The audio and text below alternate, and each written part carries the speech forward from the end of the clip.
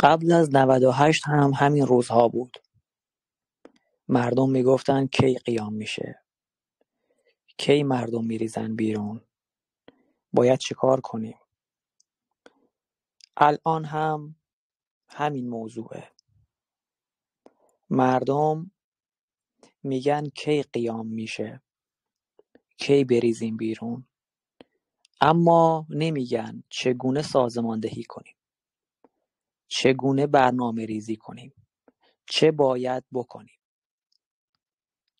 3 قیام اخیر رو که بررسی میکنیم میبینیم مردم انتظار بودیم، یعنی منتظر که رخدادی به وجود بیاد،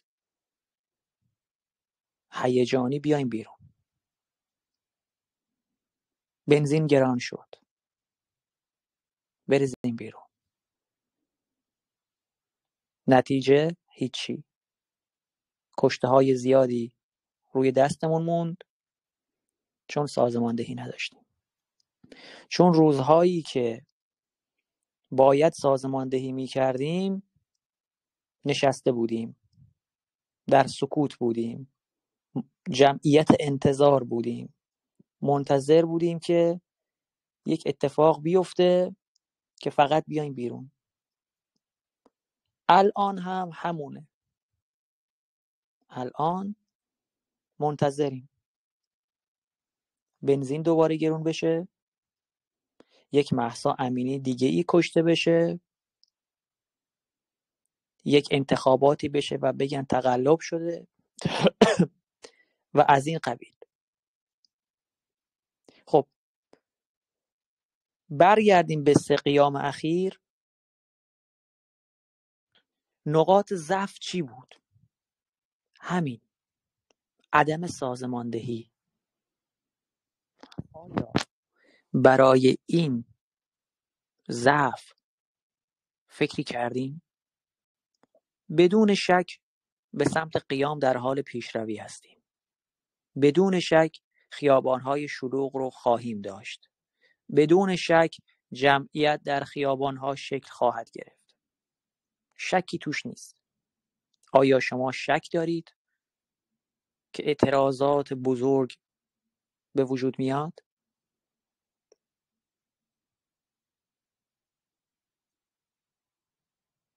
من میگم روز به روز داریم به اون روز واقعه نزدیک میشیم. برنامه چیه؟ برنامه‌مون چیه واقعا؟ سازماندهیمون چیه؟ میخوایم چیکار کنیم؟ به سمت روز واقعه نزدیک و نزدیک و نزدیکتر داریم میشیم. انتخابات که ارزشی نداره، عید نوروز در حال اومدنه، 1 ماه دیگه و میریم توی بهار. اما این بهار شبیه بهارهای دیگه نیست. بهاری است با تورم عظیم، گرانی افسار گسیخته، مردمی که زیر چرخه‌های استبداد در حال خورد شدن و بدون شک قیام‌هایی که در گوشه و کنار کشور به وجود میاد. حتی اگر قیام هم شکل نگیره، جمهوری اسلامی قیام فیکی خواهد ساخت تا مردمی رو داخل خیابان‌ها بیاورد تا از نظام باجگیری کند، خودی‌ها از خودی‌ها باجگیری کند. شبیه دی 96 یادتونه که از مشهد شروع شد.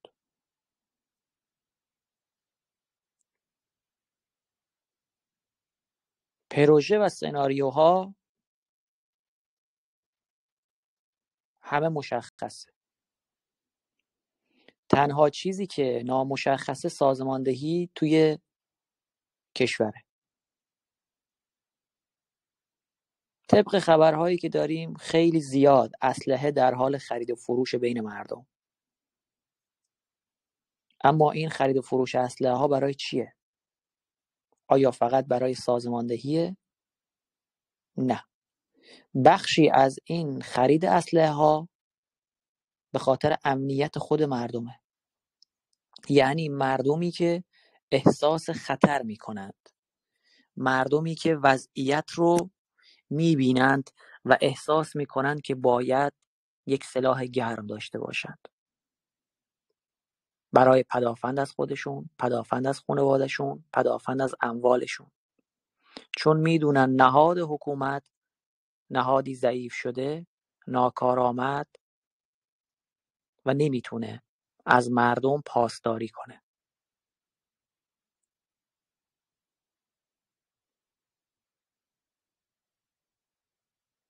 همه چیز داره روشن پیش میره. طوفان بزرگ در راهه. دیروز گفتم این طوفان بزرگ رو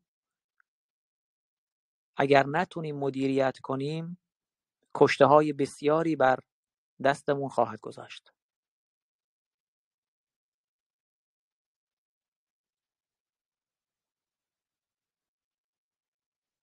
با یه دو تا ساده متوجه میشیم که باید سازماندهی کنیم.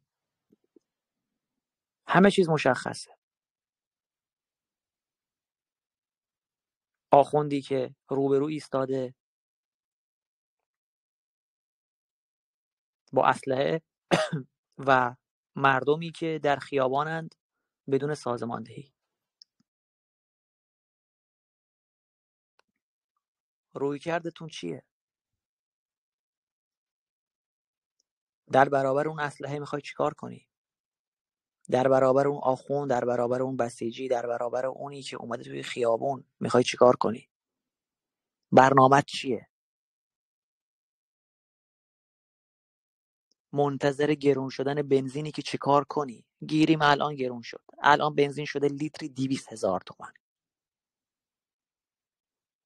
با این عدم سازماندهی که در خیابان‌ها و در شهرها هست، جمهوری اسلامی به راحتی میتونه بنزین کنه لیتری 100,000 تومان. میگه خب یه ملتی میان بیرون، میبندمشون به رگبار دوباره. 3,000 تا کشتم، صدای جهان در نیومد. این دفعه 10,000 تا میکشم. هر کی هم صدای جهان هم بخواد بیاد بالا بیاد بالا. دیگه بدتر از اسرائیل که نیست که رفتیم اسرائیلیا رو کشتیم. دیگه بدتر از اوکراینیان نیستن که این همه اوکراینی کشتیم. 10,000 20,000 تا ایرانی هم این وسط میکشیم. دنیا چشمش عادت کرده به کشتار. تمام شد. فکر نکنید دنیا الان منتظره که بنزین گرون بشه اونا بیان تیتر خبری‌های جهان این باشه ملت ایران به پا خواستن. نه، اونا فقط میان میگن ما توی مسائل داخلی کشور دخالت نمی‌کنیم.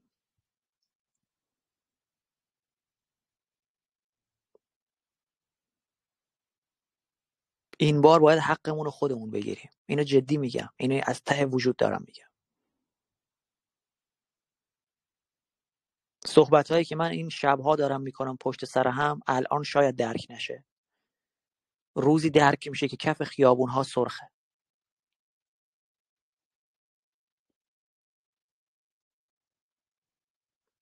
خیابان سرخ و بیابان سرخ و کوی برزن سرخ.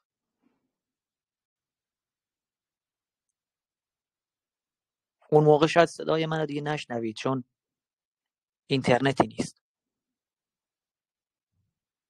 الان زمان پشتیبانیه. الان زمان سازماندهیه. الان زمان ساختن صندوق‌های اعتصابات، صندوق‌های کمک مالی، صندوق‌هایی هست که برای اون روز واقعه نیازه. گفتنی‌ها رو میگیم، سعی میکنیم یکی دو بارم بگیم و دیگه نگیم، برنگردیم دوباره بگیم. ملت آگاه تصمیم میگیره. ملت ناآگاه در خیابان با گلوله‌ای که بهش میخوره متوجه میشه که چه کار کرده.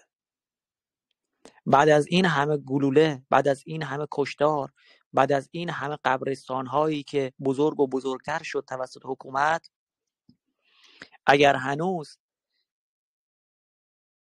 دشمن شناسی نکردی، دشمن شناسیت ضعیفه، مقصر تو نیستی. مقصر تویی، برعکس مقصر تویی، نه جمهوری اسلامی. چون جمهوری اسلامی رو داره بازی میکنه،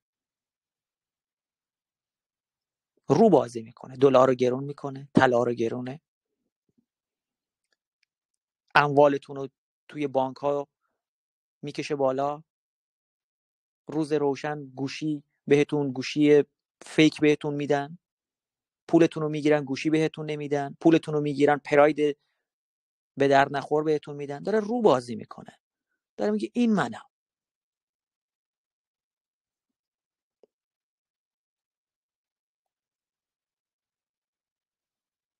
یه عده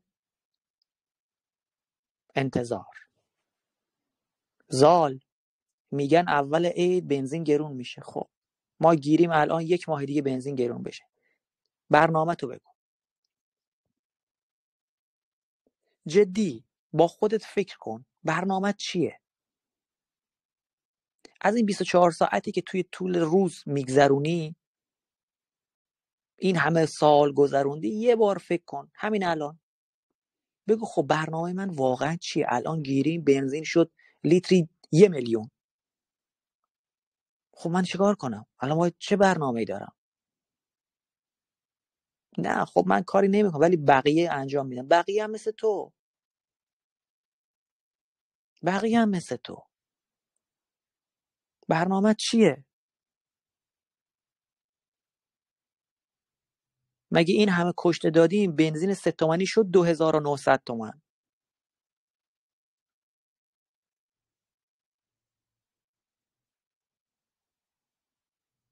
این بار ملت ما کشته بشه دنیا چشم باز نمیکنه ها. دنیا توی کثافت خودش داره میچرخه.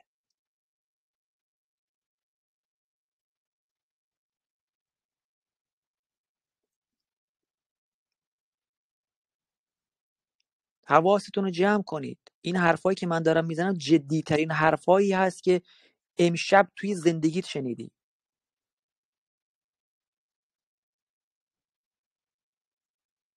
بابات هم بهت نگفته، مادرت هم بهت نگفته، هیچ کدوم از خانواده‌ات بهت نگفتن تو این طول عمر زندگیت. حتی بابات هم خبر نداره از روز واقعه. نمیدونی در خیابان چه خواهد گذشت. صحبت من صحبت طوفان خونه، صحبت از سونامی خونه. ای کاش بفهمید، ای کاش بفهمید که چه روزهایی در راهه.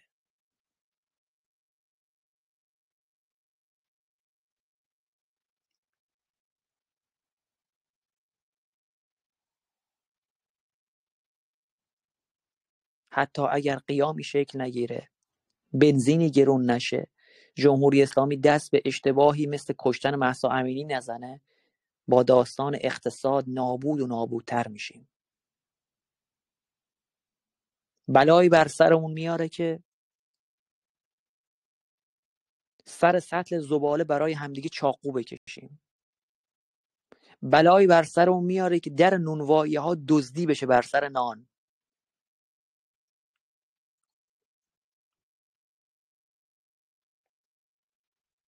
بلایی بر سرمون بیاره که دیگه پول نداشته باشیم فیلتر شکن و اینترنت و این چیزا رو بخریم.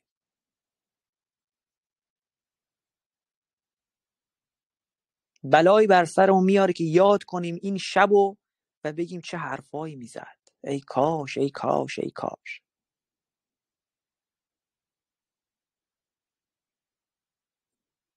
شیرین ترین و بهترین لحظات زندگیمو میام اینجا صحبت میکنم براتون. از لحظه تحویل سال گرفته کنار شما هستم تا بقیه لحظات سالی که همه شما در کنار پدر، مادر یا هر کسی هستید.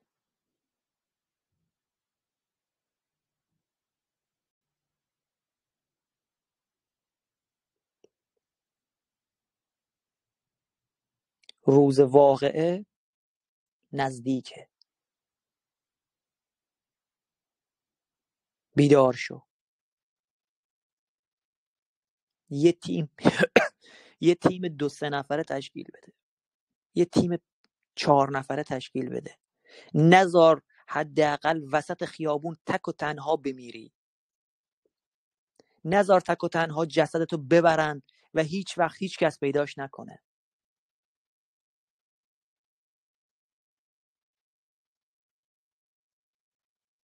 حتی اگر قرار گلوله بخوریم 2 نفر باشیم، 1 نفر ما رو ببینه.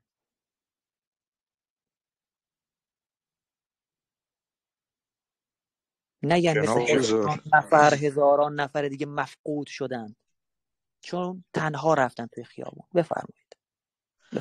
جناب وزیر عذر میخوام. من به عنوان یه فرد خیلی کوچیک که توی شهر کوچیک دارم زندگی میکنم، بارها بهتون گفتم از جان گذاشتم، ولی خب به نوبه خودم اگه این بار شلوغی رخ بده، حالا اون دفعه قسمت نشد، ولی اگر این بار شلوغی رخ بده توی شهر خودم میدونم هیچ اتفاق نمیفته، ولی بلند میشم میام تهران، چون میدونم بالاخره تهران میتونم یه کاری بکنم.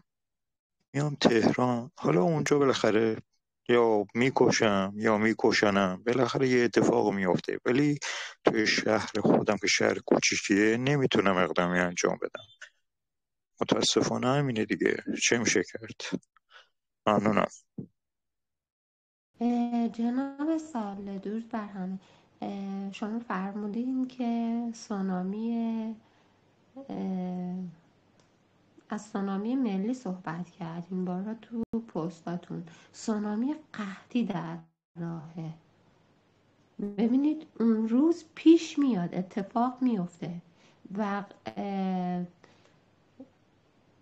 فکر میکنم قریب به یقین 1403 باشه.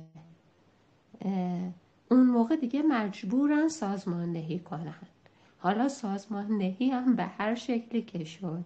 ببینید قحطی و گرسنگی دیگه اخلاق مداری نمیشناسه ها.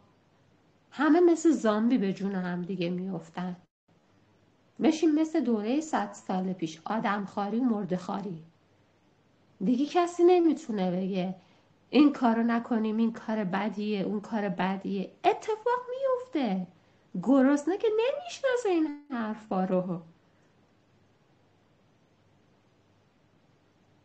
سازماندهی هم باید همگانی باشه. خب چند نفر ما سازماندهی کنیم، بقیه بشینن که نمیشه.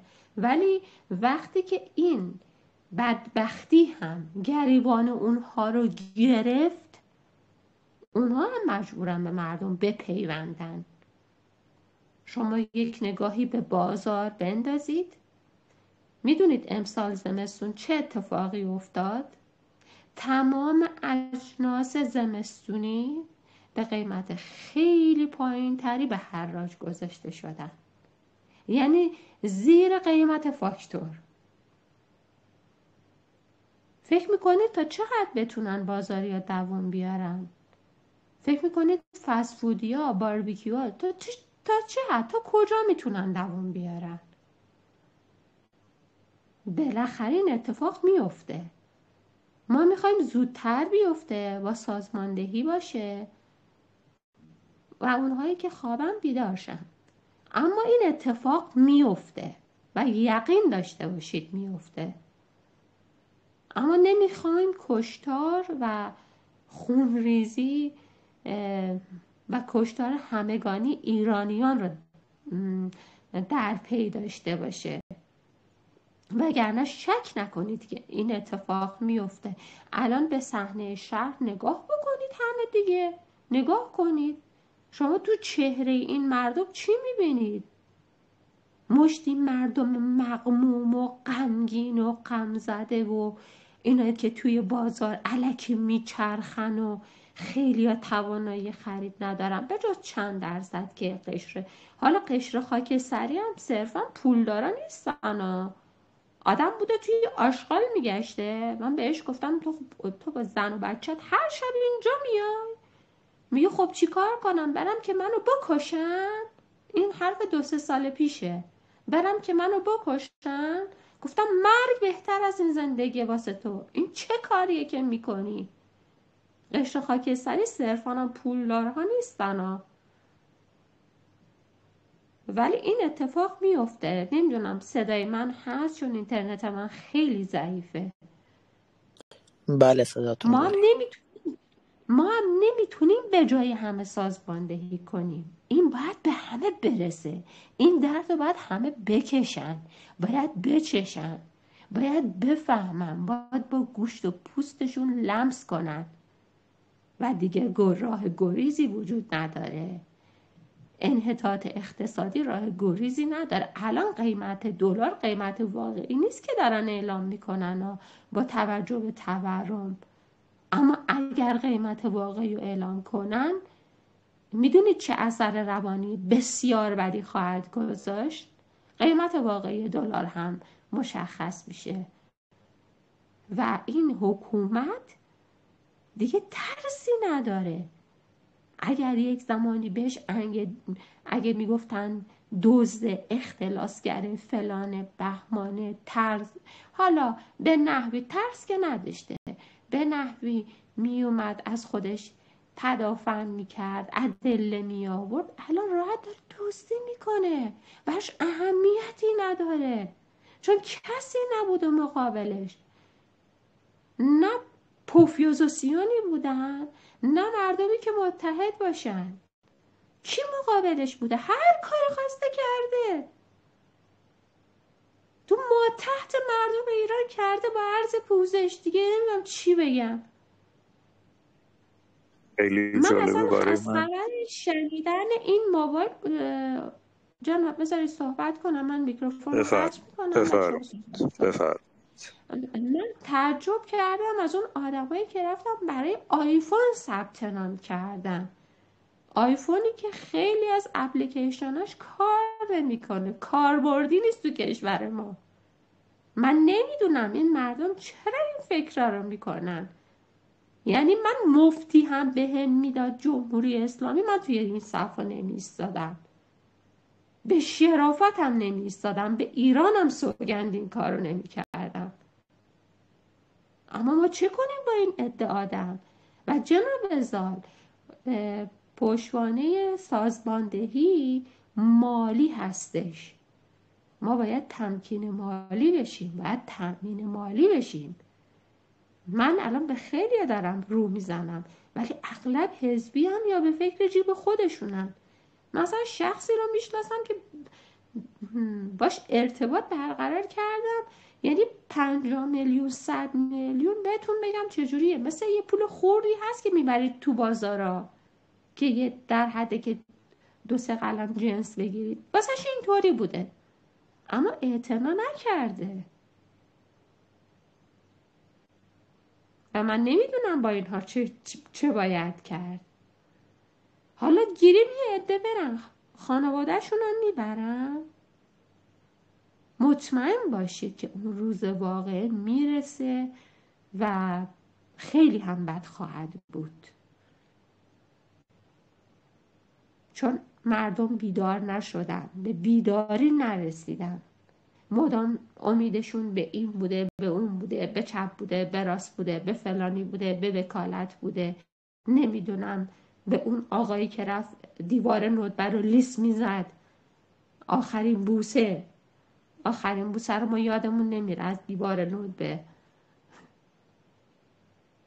همه امیدشون به اینا بود دیگه، به حامد اسماعیلیون بود، به ائتلافشون بود، به وکالتشون بود. خب چه اتفاقی افتاد؟ اونایی که جیغ بنفش میزدن. ولی قحطی و گرسنگی اگر که در راه باشه که حتما هست، مطمئن باشید، چون الان سازنده ها ورشکست شدن، چه که برگشتی دارن، فروش نمیره. یعنی بخشی که باید پول رو توی بازار به جریان مینداخت، یکی از ارکانش همین ساخت و ساز بود و الان هیچ خرید و فروشی نمیشه. دیگه خودتون تا ته بخونید که چه اتفاقی داره میفته.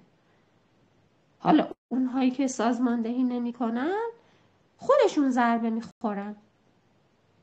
اینی نیست که ما ضربه بخوریم، ما هم توی این حادثه ممکنه بمیریم، ممکنه نباشیم، ممکنه هر اتفاقی بیفته، ولی اونهایی که نشستن آروم، نه، نوبت اونها هم میشه و اون روز هم خواهد رسید و در 1403 شاهدش خواهیم بود. یقین داشته باشید. بنزین هم ارزون تر بشه، بنزین اصلا بشه 1000 تومان، به صورت ظاهری، به صورت سوری، این اقتصاد لجام گسیخته، ابصار گسیخته دیگه مهار شدنی نیست. قحطی بزرگ در راهه. امروز میگیم ما به همسایه نزنیم، دزدی نکنیم، فلان نکنیم. اون روزی رو من میبینم که اگر خیلی دیر اتفاق بیفته همه مثل زامبی به جون هم دیگه بیفتن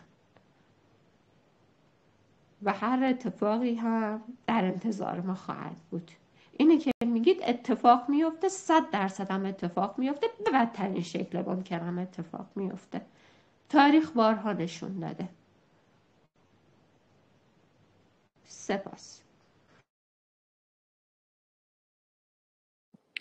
سپاس از شما. جناب زمان شما بفرمایید.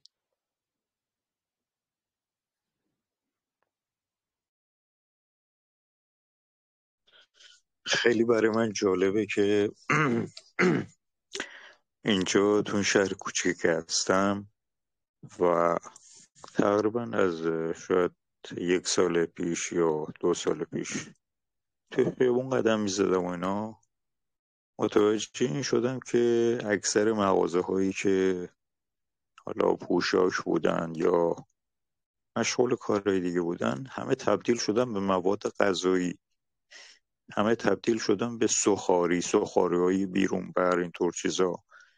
خیلی جالبه واسه مردم از لباس تنشون میزنن، از چیزهای دیگه میزنن، به شکمشون خیلی اهمیت میدن. من نمیدونم چه قضیه ایه، چرا داره این اتفاق میفته، یا جاهای دیگه هم یه همچین چیزی داره رخ میده.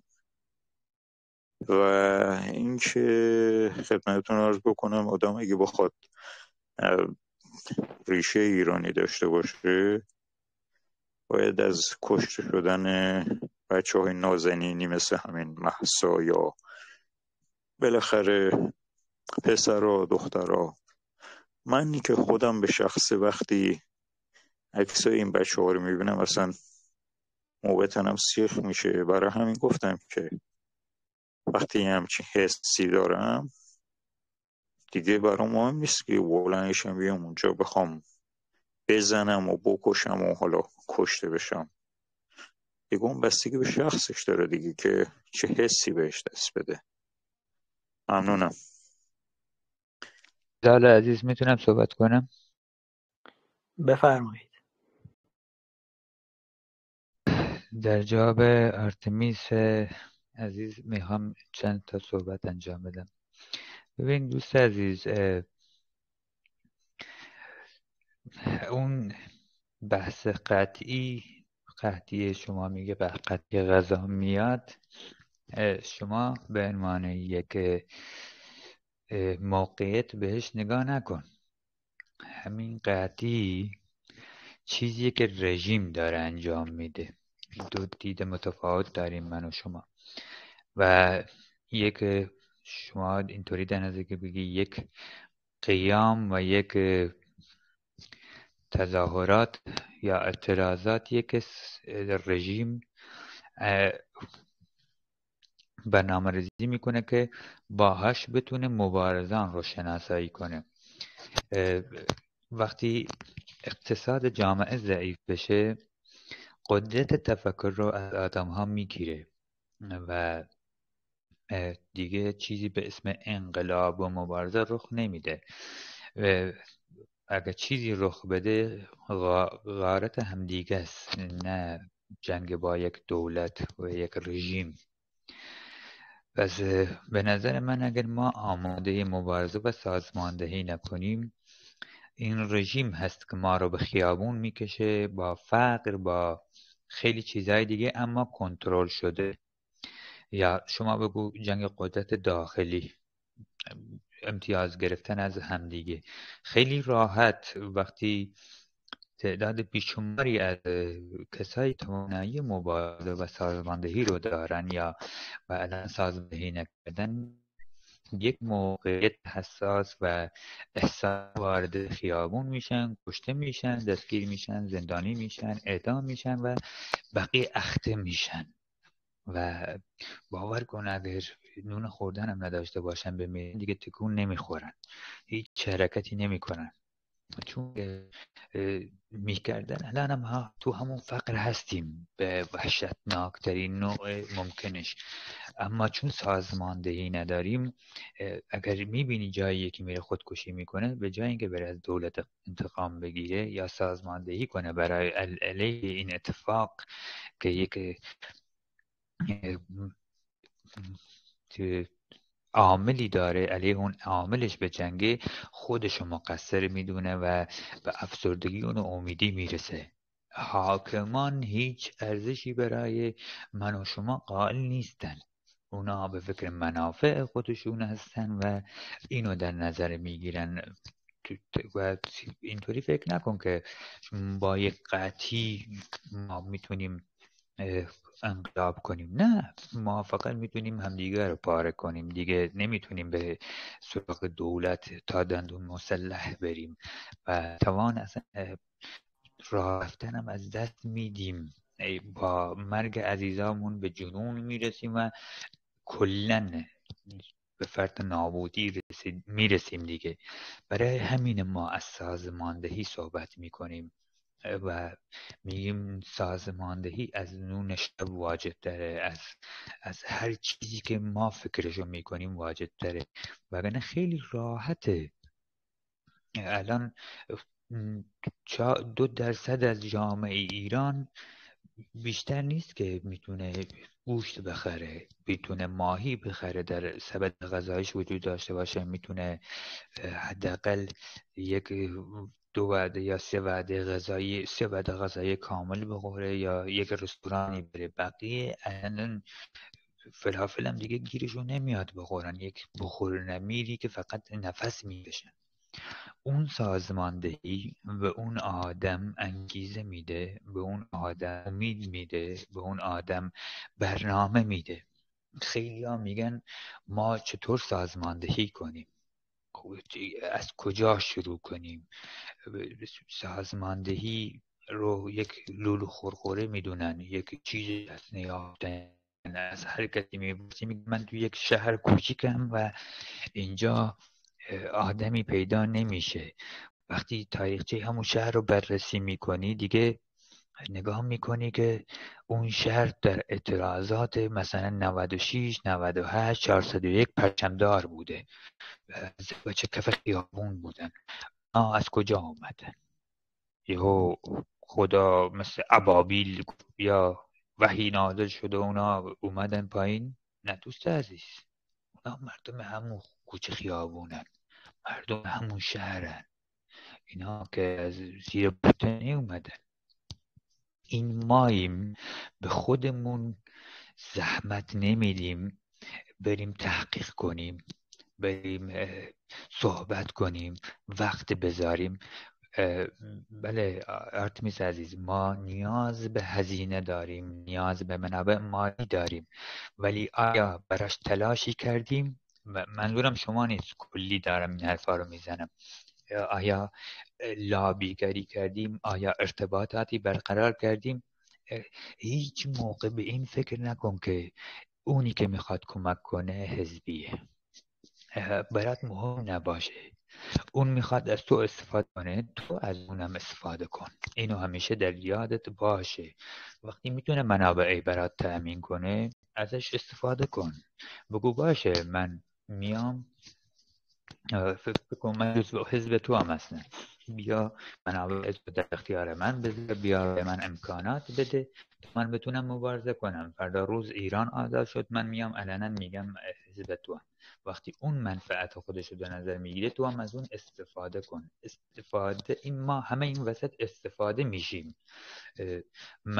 یکی میاد منو آگاه میکنه برای هدفی، من میرم یکی دیگر رو آدم میکنم برای هدفی. هدف همه آزادیه، حالا هر کسی با هر تفکری هست. برای همین منابع مالی در اولویته، اما ما هنوز شروع نکردیم به تیم سازی. یکی از مزایای تیم سازی اینه که قدرت ارتباطات ما را هم بالا میره، قدرت لابیگری ما بالا میره. ما وقتی 5 نفر باشیم، 10 نفر باشیم، اگه 10 تامون لابی کنیم، با 10 نفر مختلف صحبت کنیم برای منابع مالی، ما میگیم 8 تاشم جواب نده، 2 تاش جواب میده تو اون 10 نفر. خب منابع مالی تأمین میشه، امکانات برات فراهم میشه. برای همین سازماندهی مهمه، برای همینه که بتونی تو با قدرت جمعی منافع تو پیش ببری. اون سازماندهی قدرت رو بهت میده. شما تو کوچکترین شهر ایران الان در نظر بگیری دیگه، یک روستاش حتما 2 نفر تو اروپا هستن. خب وقتی ما سازماندهی داشته باشیم میتونیم با خانواده همون عزیزان سازماندهی تشکیل بدیم و خیلی راحت اون عزیزی که ایران خارج شده به دلایل امنیتی یا رفته خارج کشور حتما مشکلی داشته. خب دشمن آخونده، دشمن این مزدور است. خب با لابیگری طبعا بخش کوچیکی از هزینه رو تقبل میکنه. اینطوری هم نیست ما تلاش نکنیم چیزی به دست نمیاد. شما میخوای بری ماهی بگیری، خب طبعا باید بری قلاب ماهیگیری یا تور ماهیگیری رو فراهم کنی تا بتونی باش ماهی بگیری. ولی سازماندهی به تو ماهیگیری رو یاد میده، چه با تور، چه با قلاب، چه با نیزه. یعنی یک گزینه به تو اضافه میکنه. من یک ماهیگیرم، میرم فقط میتونم با ماهی بگیرم. شما یک ماهیگیری میتونی فقط با قلاب ماهی بگیری. یک نفر دیگه میتونه ماهیگیر با برق مثلا شکار ماهی میکنه، یکی دیگه با نیزه. خب ما میریم یه موتور برق با خودمون بردیم اما بنزین یادمون رفته. خب نمیتونیم از موتور برق استفاده کنیم و ماهی بگیریم. خب نفر بعدی با تور برامون میگیره. اگر تور پاره شده باشه نفر بعدی با قلاب میاد برامون میگیره. اگر نفر بعدی هم قلابش بگیم تومه رو یادش رفته باشه، خلاصه گزینه آخرمون که نیزه از یه چوبه که تو طبیعت پیدا میشه لبه هر آبی و ما میتونیم یه خورده تیزش کنیم و همون کم عمقش باش شکار کنیم. این خصوصیات سازماندهی. من این مثال زدم برای اینکه درک بهتری از سازماندهی داشته باشیم. سازماندهی چیزی نیست که ما فکر کنیم یک چیز عجیب و غریبه. من میشینم با شما صحبت میکنم، هم دوستانی که مثلا تو لایون مثال میزنم، دوستان ببینید شما یکیتون برادر منه، یکیتون خواهر منه، یکیتون پدر منه، یکیتون مادر منه.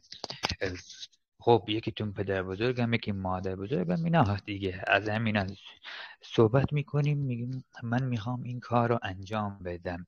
اگر پدرم اومد مخالفت کرد، گفت پسرم تو زندگی به خطر میداد، میگم خب پدر جان مگه من زندگی دارم؟ مگه شما امنیت شغلی دارید؟ مگه امنیت روحی روانی داریم؟ مگه ما اصلا شرایط زنده بودن و فقط زنده ایم، نفس میکشیم وگرنه ما لذتی میبریم؟ میام اینا برای توضیح میدیم.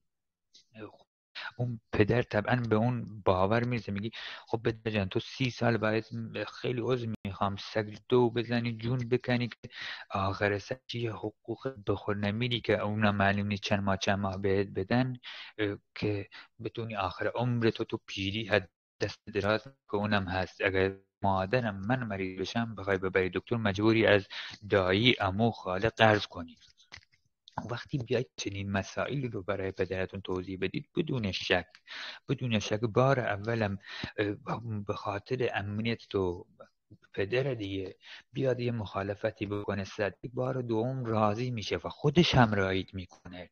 اگر شما با خواهرت همین مسئله رو در میون بذاری، آبجی من با خاطر اینکه تو یک زندگی راحت‌تری داشته باشی یا بچی تو زندگی راحت‌تری داشته باشه و اصلا میخوام سنت هم اینجا رو استفاده بکنی، تو فردا اگر دخترت خواست بره خونه بتونی براش یک جهیزه آبرومندانه تهیه کنی، امروز میرم کف خیابون تو هم با من بیا که بچت آرامش باشه، حداقل از ماه گذشت به بچت برسه. شما از این ابزار میتونید استفاده کنید. وقتی شما نتونید چیزی که داره اتفاق میفته براتون در جامعه، چیزی که داره با گوشت و پوست و استخوان دارید تجربه میکنید انتقال بدید، شما علنا سازماندهی هم کنید، درک درستی از سازماندهی ندارید. برای همینه که شما باید واقعیت هایی که در جامعه اتفاق میفته رو بتونی بازگو کنی با افراد اطرافت. ما چرا میگیم از خانواده؟ چون خانواده منبع اعتماد و امین ما هستن. شما نگاه کن، یه قتل انجام بده، برو تمام خونه ها رو بزن، همه جوابت میکنن، ولی برو پیش پدر گردن میگیره. برای همین بگیم از خانواده شروع کن.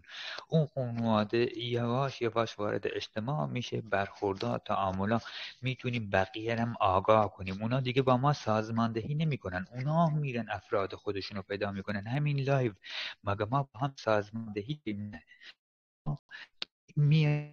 لایو وقتمون رو میذاریم، همدیگر از حرفهای همدیگر نکات مفیدش یاد میگیریم، میبریم با افراد خانوادهمون، با دوستامون به بحث و گفتگو میشینیم، اشتراک میذاریم و تجربیاتی به هم انتقال میدیم. وقتی این انتقال، این یادگیری انتقال داده شد، میخوام اون دوستم اصلا با من تیم تشکیل نده، بره برای خودش تیم تشکیل بده. اینطوری تعداد ما زیاد میشه و فردا پس فردا میتونیم قدرت تحلیل به دست میاریم. میتونیم خیلی راحت بازی های رژیم رو پیش‌بینی کنیم، خیلی راحت میتونیم جلوی فریب خوردن ها رو بگیریم، خیلی راحت میتونیم جایی که دارن برای ما انحراف افکاری درست میکنن جلوش بگیریم، وارد بازی های احساسی نمیشیم، عقل و منطق و تیزهوشیمون پیش میفته. اینا خصوصیات سازماندهیه.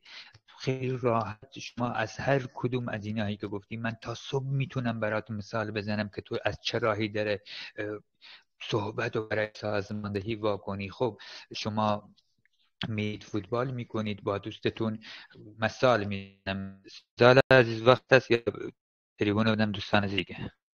بله بفرمایید. شما میرید فوتبال بازی میکنید، خب یک تیم فوتبالی 4-5 جوونی دارید میرید فوتبال بازی میکنید، میگی خب من چرا تو تیم ملی ایران بازی نکنم؟ من چرا؟ به خاطر اینکه اقتصادم ضعیفه، به خاطر این چه میدونم سنی مذهبم، کردم، ترکم، بلوچم، نمیتونم وارد مثال میزنم تیم ملی نشم. خب بچه ها بیاین ما هم برای آزادی مبارزه کنیم که فردا بتونیم حداقل این ورزش‌ها رو با امکاناتی که حداقل یک کفش درست حسابی داشته باشیم، یک ورزشگاه سالونی داشته باشیم، یا یک چمنی داشته باشیم، حداقل یک تیر دروازه درست حسابی داشته باشیم، با یک تور امکاناتی داشته باشیم، ما بتونیم در فضای سالم ورزش کنیم، بریم مبارزه کنیم. یک عزیز دیگه میتونه از بحث دانشجویی صحبت کنه که این که الان ما سر کلاس ها هستیم، این چه تفکیک جنسیتیه؟ مگه ما هممون تو خونه خواهر برادر نیستیم؟ مگه ما دختر یا پسر ندیدیم که میان ما رو جدا میکنن؟ این چیه که همچین توش میبینیم؟ خب بیایم صحبت کنیم. خب ما میریم این مبارزات رو انجام میدیم، بیایم تیم تشکیل بدیم، ما به عنوان یک جنبش دانشجویی به بقیه کمک کنیم به این آگاهی برسن، بتونیم سازماندهی کنیم، مبارزه کنیم که اگر کسی بعد ما اومد دانشگاه به خاطر حجاب، نبود شهریه، به خاطر نبود سرویس، به خاطر نبود غذا، به خاطر نبود خوابگاه از تحصیل باز نمونه و در یک رقابت و شرایط عادلانه با هم بتونیم علم و دانش کسب کنیم و مفید باشیم برای جامعه‌مون. خیلی راحت خیلی از دوستان قبول میکنن تو تمام زمینه ها تو میتونی این مثال ها رو بزنی و میتونی یک دیدی یک نگاهی متفاوت به اون قضیه رو ارائه بدی که بتونی اون افراد، اون هیچاری، اون صنف، اون بازار، اون دانش آموز، اون دانشجو، اون دکتر، اون معلم، هر کسی که هست، اون افرادی که میتونی تحت تاثیر قرار بدی و به آگاهیشون برسونی، وادار به تفکرشون کنی و تیم تشکیل بدی. و چیز سختی نیست که برای خودتون سخت کنید. برید از کجا در مورد چه چیزی صحبت کنید. شما یک پیرمرد رو به نظر بگیر 70 ساله، مستقیم برو بهش بگو خدا نیست. این شخص داره کرنتو میکنه، داره با یک داس داره گندم ها رو درو میکنه. به محض اینکه گفت خدا نیست، دستشو برد بالا با همون داس دو شقت میکنه. اما بهش بگو پدر جان تو داره بهت ظلم میشه، چون میتونن از منابعی که هست برای تو یک دستگاهی به عنوان کمباین بخرن که بیاد برای تو محصول تو بتونه این که تو اذیت بشی درو کنه و پاک کرده و میز تحویل تو بده، حتی خودش بسته بندی کنه. بیا بگی پدر جان تو اگر داری کار میکنی کسی بهت میاد بگه قناعت کن، اینا دارن از خدا سوء استفاده میکنن که تو رو مورد ظلم قرار بدن. گفت چطوری؟ و پدر جان تو خدا گفته صبر کن، چرا خودش صبر نداره؟ وقتی میگی حقوقمو بده، میگه خدا گفته صبر داشته، بس چرا برای خود و زن بچهش این صبر رو نداره و بیاد حقوق تو رو پرداخت کنه؟ یا اگر میگه خدا گفته، میگی حقوقمو زیاد کن، خدا میگه قناعت داشته باش، چرا خودش قناعت نمی‌فرمایه؟ اینا تو وقتی با یک پیرمرد 70 ساله اینطوری صحبت کنی، اون شخص گارد علیه نمیگه. دوستان مذهبی که من قصد توهین ندارم، بخوام به خدا یا باوراتون توهین کنم، بعد لازم یک مثال زدم. پس خیلی راه ها هست که شما خیلی عادی و عامیانه بتونید ارتباطه رو برقرار کنید و بتونید از حتی تونستید از احساسات استفاده کنید. نگاه کن جنگ ایران عراق، یک آهنگران کردن و از احساسات اون همون جوان رو به کشتن دادن. خیلی راحته. ما چرا برای اهدافمون که آزادی ایران نخواهیم از احساسات استفاده کنیم و افرادی رو جذب خودمون کنیم که بتونیم آگاهشون کنیم؟ تو میتونی برای مذهبی ها از مذهب استفاده کنی که این آخوندا اگر شیعه بگی این آخوندا کاری کردن که مردم به علی و حسن و حسین و رضا و همه دارن توهین میکنن چون این آخوندا باعث شدن. مثلا اگر تونیم بگی اینا باعث شدن که تمام مردم ما سنی مذهبا رو فکر کنن تروریستن، بیای از احساسات استفاده کنی، اینا اصلا مشکل. ما در بقیه مسائل هم میخوایی که کسی که مثلا ایرانیه بیای بگی خب هیچ فرهنگی برای ایران نمونده، چی نمونده از ایران بخوان تاراج نکنن، نه تاریخی مونده، نه شاعری مونده، نه هنرمندی مونده، همه شو کشورهای دیگه رفتن ثبت کردن برای خودشون دیگه. یه چیزی نمونده که ما بگیم مثلا سعدی میگه 6 کشور داره ادعا میکنه که سعدی مال منه، اونا رفتن ثبتش کردن. آثار باستانی که اصلا طرف بیلو کنن داره میخواد اون آثار باستانی رو ترمیم کنن، اصلا ترمیم نمیکنن، توجه بهش نمیکنن، تخریب میکنن، بدتر از داعشن، خودشون داعش دیگه. از هر کسی به هر چیزی علاقه داره از راه همون وارد شو. تو برای هر آدمی هر یک سلیقه داره، از سلیقش وارد شو، باش بحث و گفتگو کن و اینطوری میتونی نتیجه مفیدتری به دست بیاری. ممنون تا وقت گذاشتی. سپاس از شما. تعداد زیادی از بچه‌ها هستن که نمیتونن صحبت کنن، اینترنتشون ضعیفه، میفتن پایین. جناب سنم عذرخواهی میکنم، شما به مواردی اشاره کردید. وقتی من میگم قحطی، ببینید منظور از این نیست که چیزی نیست یا مواد غذایی وجود نداره یا امکاناتی تو این کشور نیست. شما وقتی نمیتونید بخرید با قحطی هیچ فرقی نداره. وقتی نتونید بخرید، توانایی خرید نداشته باشید، فرقی نداره. خب یک کسبه هم هست ممکنه تعطیل کنه، نه یکی. الان مشاغل زیادی هستن که تعطیل میکنن، توانایی اجاره دادن ندارن، اونا هم صدا با ما هستن. اما این که شما میفرمایید که ما سازماندهی کنیم، سازماندهی به پشتوانه مالی احتیاج داره. این که باید گفتمان رو از خانواده شروع کنیم، بله از خانواده هم شروع کردیم. من که دیگه دارم آزاد حرف میزنم، پس بقیه هم میدونن. نرفتم یه گوشه کس کنم که ننه بابام نفهمن، میفهمن، میدونن. من حتی اگر پدرم راضی نباشه میرم. فکر کنه اصلا همچه بچه‌ای نداشته، بگی رفت که رفت، به درک رفت. من هیچ مسئولیتی در قبالش ندارم. آقا من یه سری مواهب و امکانات میخوام، نه جناب زال میتونه به من بده، نه شما میتونی به من بدی، نه پدر میتونه به من بده، نه زمان میتونه به من بده، نه بانو اشرف میتونه به من بده. من دیگه نباید این اسما رو بیارم، این نام ها رو من نباید به زبون بیارم. من یه حقی دارم توی جامعه دیگه، یه حق شهروندی دارم. من خب چی کار بکنم دیگه؟ سن من مگه چقدر؟ شما فکر کردید من چند سالمه؟ خیلی جوان‌تر از اونیم که بدونم توی عرض چند سال چه دار اتفاق میفته. بله تو عرض سیاست تا شما فکرشو بکنی، به خودم اومدم کتاب خوندم ولی من چریک نبودم. شما منو با مردم کردستان مقایسه نکنید، بافت و محیط فرق میکنه.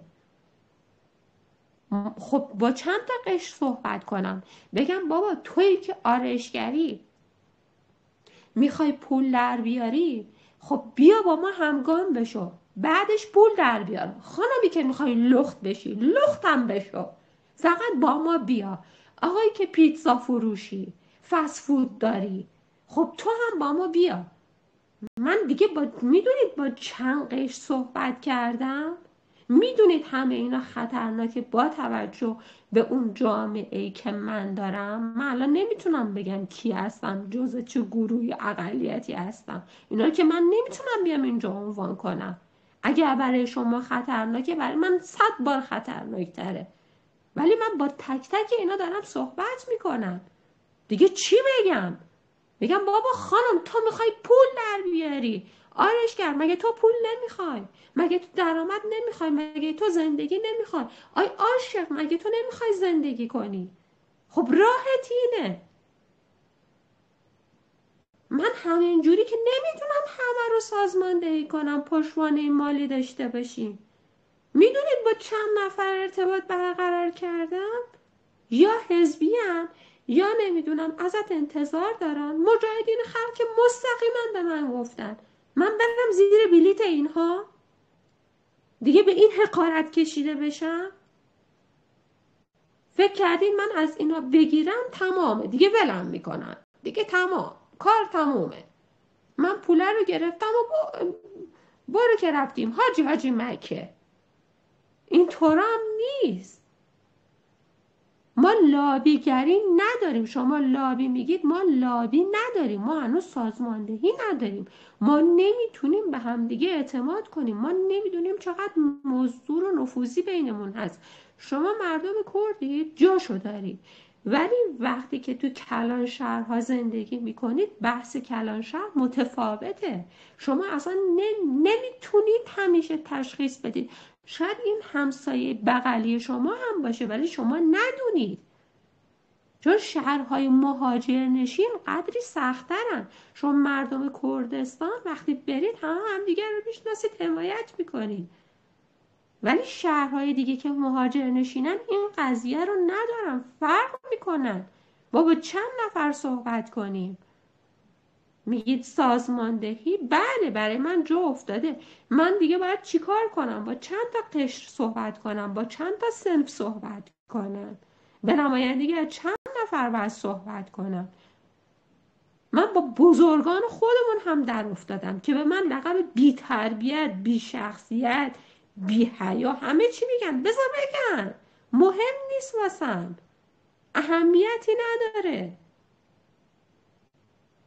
ولی خب این قضیه با سازماندهی من به تنهایی حل نمیشه. و شما میگید قحطی، ببینید همه چیز هست، ولی وقتی توانایی خرید ندارید، من نمیدونم چند نفر از شما که اینجا هستید صرف نظر از خارج نشینا، حالا خارج نشینان که همه زندگی لاکچری و لوکس ندارن، چقدر میتونید خرید کنید؟ توانایی خرید دارید؟ وقتی شما ندارید قحطی. وقتی شما از همه آمال و آرزوهاتون و کوچکترین چیزها میگذرید قحطیه. چرا من مثل دختر اماراتی زندگی نکنم؟ اون روزی که من میرم نخست برای خودم میرم، اینو بهتون بگم. چون من چیزایی که میخوام و هیچ کدوم از شما و نه پدر و نه هیچ کدوم از اطرافیان نمیتونن به من بدن.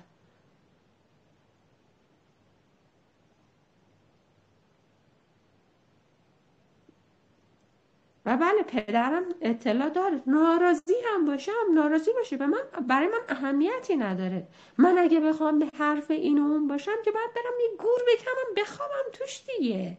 بعد چی کار کنم؟ این ناراحت نشه، اون ناراحت نشه، بابا ناراحت نشه، ولم کن، گذشت دیگه. نسل ما تابو شکنن، ما نمیتونیم این هنجارها رو رعایت کنیم. اینکه میگید ما صحبت نکردیم، چرا صحبت کردیم؟ من که نمیتونم با میلیون ها آدم حرف بزنم. 85 میلیون خواهد داخل کشور، حدود قریب 10 میلیون هم خارج از کشور. به حزبیا هم که میگی کمک مالی کنن، نمی کنن. ببینید شما برای پیشبرد این قیام نیاز به کمک مالی دارید. من نمیدونم به چه زبونی بگم، شاید سن من از خیلی ها کمتر باشه، ولی روز نخست گفتم که این ادامه دادن این خیزش به کمک مالی احتیاج داره. من اینو الان نگفتم. 1401 محرز بود دیگه، هر کی نیمچه عقلی داشته باشه هم میفهمه. ولی خب نوع نگاه من با شما تفاوت داره. شما از ورود اینها مدام در جنگ بودید، کشته دادید، انواع اقسام انگ ها رو بهتون زدن، همیشه در حال مبارزه بودید. ولی من برای همچه زندگی آماده نبودم. الان چند سالی این طوری شدن. همه چیریک نیستن، همه توانایی شما رو ندارن، ولی در حد توان خودم آقا یا میمیرم یا زنده میمونم دیگه. نخست تلاش انسان برای بقاست، نه برای رفتن، نه برای نابودی. ولی خب این مسئله خون و خونریزی هم داره. ببینید شما تو بهترین حالت هم که فکرشو بکنید کشته زیاد خواهیم داد. دیگه نمیتونید بگید نه. اینو کسی نمیتونه منکر بشه.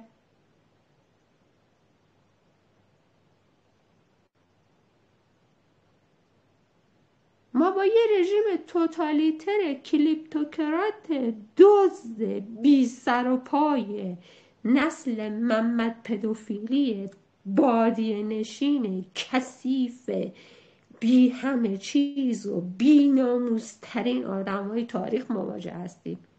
از همون نسل اونها و صفویان آدمخوار که تو جمجمه آدم‌ها رو کاسه سر آدم‌ها رو کاسه می‌کردن، توش غذا می‌خوردن، آب می‌خوردن. اینا همونان. اینا پدیده تازه نیستن، فقط بایستی تاریخ رو خون.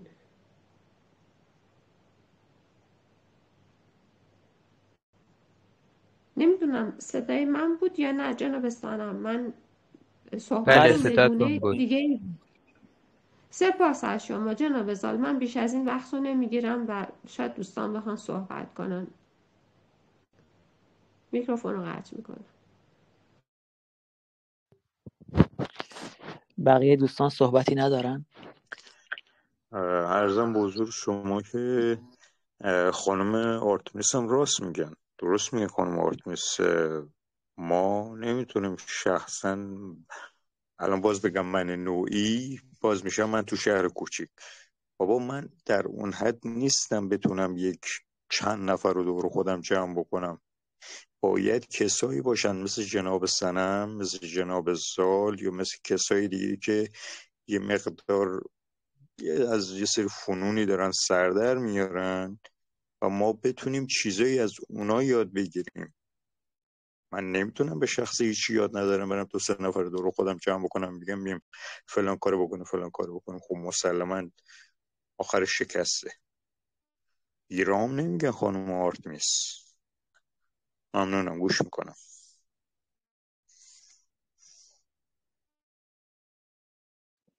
یکی از شهرهایی که خیلی کوچیکه و از اونجا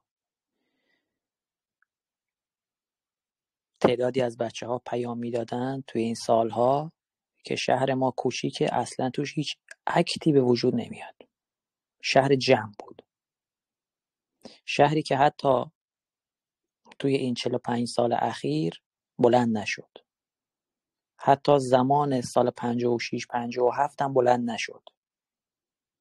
ولی سال 1401 بلند شد در کمال ناباوری و خیلی هم محکم بود. میتونید توی اینترنت ببینید. یک کشته هم فکر کنم داره، یکی یا دوتا. تمام شهرها بلند میشن. سال 96 هیچ کس فکرشو نمیکرد شهر فسا بلند شه. شهری کاملا مذهبی و طبق صحبت‌هایی که خود مردم فسا میکنند این شهر اصلا به فکر اعتراض نبوده هیچ وقت، اما بلند شد. شهر شما کوچکه، بلند میشه. چرا؟ چون انقلاب اینو میخواد. تصمیم من نیست، تصمیم شما هم نیست، تصمیم انقلابه. و انقلاب یعنی یک پدیده هایی که فکرشو نمی کنی. این خاصیت انقلابه.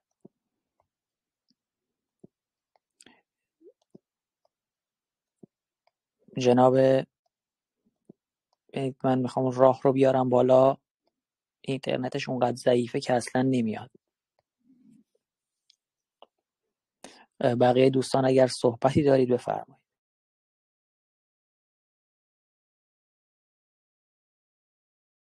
اگر دوستان صحبتی نمی‌کنن من چند کلام حرف بزنم. زیادگویی کردم، عذر میخوام، اما اگر کسی بفرمایید. صحبت نمیکنه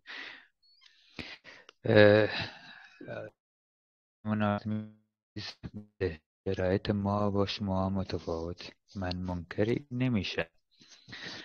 کردستان یک جامعه به اعضاب متفاوت و خوب بدش دیگه کاری نداره، ولی باعث تفکرهای زیاد و سازماندهی شده.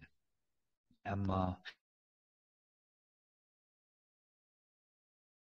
بله، اگر شما هم همون روزا فکرشو میکردید مثل ما، الان جمهوری اسلامی وجود نداشت. 57 به امروز نمیرسید و مشکل، نه بگم شما، منظورم کلیه، بعد برداشت نکنید. مشکل است که باید از یک جا شروع بشه. کردستان هم یک روز شروع کرد و تا الان هم ادامه داشته و هدفی جز آزادی نبوده و این باعث شده براش بها پرداخته، براش شد 57 تمام مبارزان به کردستان پناه می بردن و کردستان یک پایگاه اجتماعی شده بود، پایگاه مبارزات. فارس ها می رفتن اونجا، کردا بود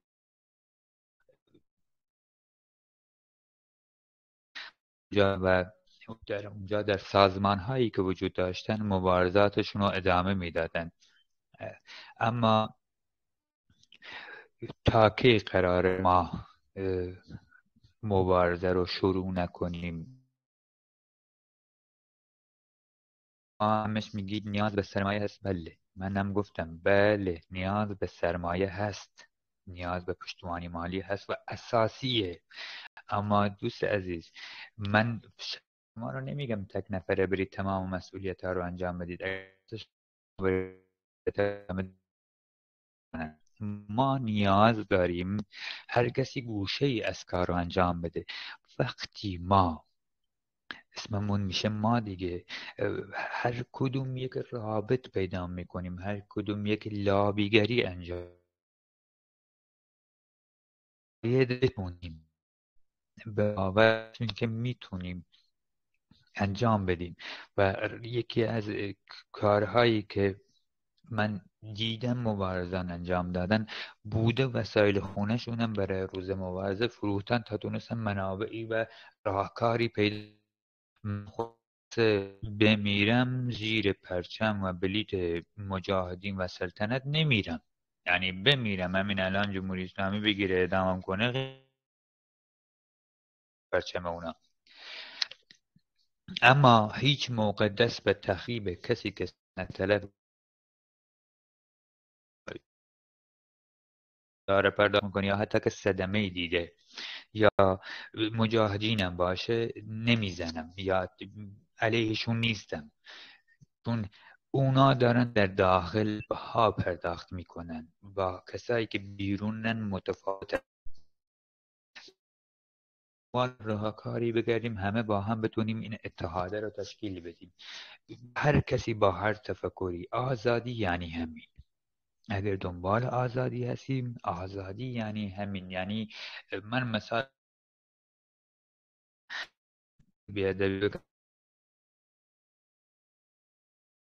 نمیگه مثلا این فلانه، اما آزادی یعنی اینی که من اگر تفکرم بازارم مخالف بود، با من مخالف بود، با هم بتونیم همکاری کنیم برای هدف مشترک، برای رسیدن به آزادی. این از قوانین مبارزه و آزادی کمک میکنه ما بتونیم منابع هم به دست بیاریم. سازماندهی قدرت لابی ما را هم بالا.